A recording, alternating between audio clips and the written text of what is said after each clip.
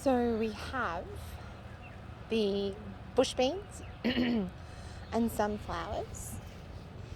And then when we look down here, that's the potatoes coming through. And more potatoes coming through. Lots of little potatoes coming through in there. The eggplant has flowered here. I'm just waiting now.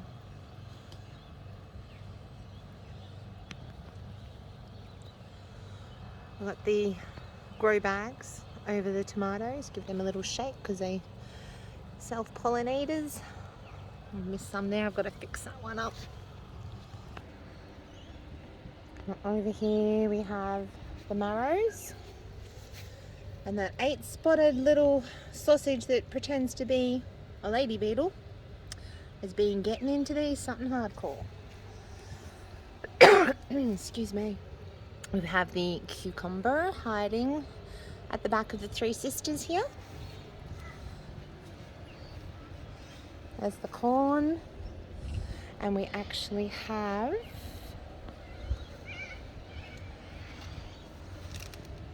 the husks developing. Yay! No cucumbers yet though, lots of flowers. All female flowers. And then in here, growing up, is the red snake bean. Grow up the corn.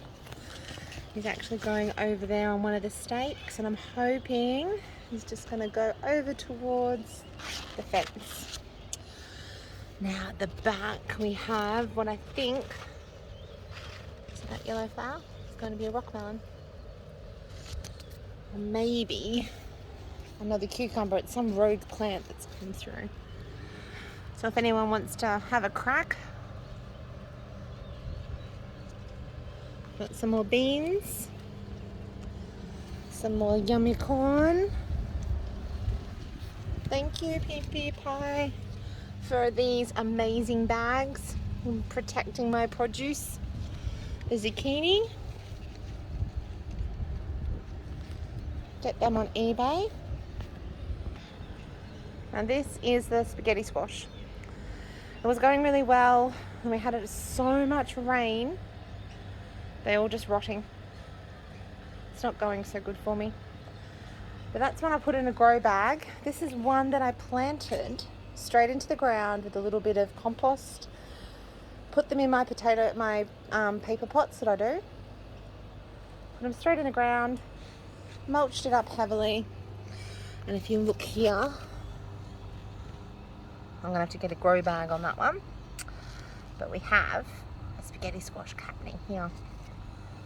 And hopefully, with the rain, that one will survive. We will see. My beautiful pumpkin patch I was so excited for, once again. Rotting, rotting, rotting. I actually can't find one at the moment to show you because I think I've picked them all off. But we had so much rain, it actually flooded in our town of Beaudesert. Now here we have the glass gem corn. That's going really well, as you can see.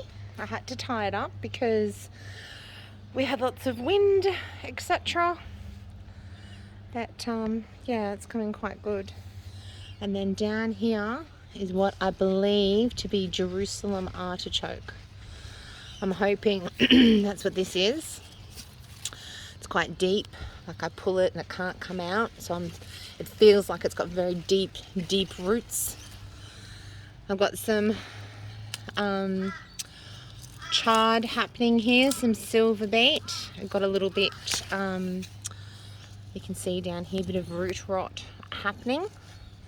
So we've taken back a lot of the mulch to try and get that re-going, and that seems to be doing quite well. At the back we do have some beans happening, which is great because it's a fridge. It can put some nitrogen in the soil and help all these little darlings. Now over here And I'll give that a little shake again. Shaky, shake, shake, shake. We have got the black cherry tomato. And this is my favouriteest mint of all. Basil, Greek basil. Sorry, my favouriteest, I've got mint over here. My favouriteest basil, Greek basil. And then we have the absolute abundance of mint, going famously well, overgrowing into over the bed. Now here we have the loofahs growing up there. You see we've mowed recently after that rain, and it's just covered everything, which is fine.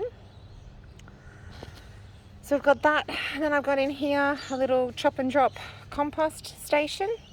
We have some ponytails, and I'm de-doing the forest of a garden over there to dig up and do some amazing things with. But I'll use this very shortly. I'm about to do another garden bed for an outdoor kitchen. Now this is at the very back of the house. And as you can see, lots and lots and lots of green manure ready to be chopped down as best I can and thrown straight down onto the ground, layered with cardboard. I'll use some of that dry stuff, some compost, and pop some soil on. And then over here is where I've solarized to try and kill the weeds. So that should be ready probably about January, I'm thinking. I haven't lifted it up to have a look yet. Now here is where I'm going to do an outdoor kitchen. We will have pigeon peas. I will have big tyres filled with herbs, and another one that will be a tea garden. We'll have lots of shade from the big pigeon peas, and maybe some fruit trees and stuff in buckets. I will be doing a rocket stove. Probably do that about here, because over there behind this we have the house. But all through here is going to be heavily mulched, and I'm going to put an understory of sweet potatoes in. I've still got a lot of chopping to do in there, so once that's chopped, it will go here in the middle, where I will burn it and make it into a biochar, which is full of nutrients. And in the center of the circle, we're going to have wildflowers with maybe a little pond or a bird bath in the middle. But all of this is going to be veggies by next year, and fruit trees. Got 3 mulberry trees, 4 feijoas, all ready to go in. 1 raspberry, 2 Brazilian cherries, but they're all going to have to go into pots, especially the mulberries. The roots are very invasive and we're renting.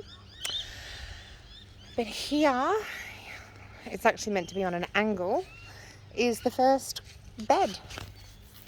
I'll just move the mulch over, that's okay. So that's going to happen probably this weekend.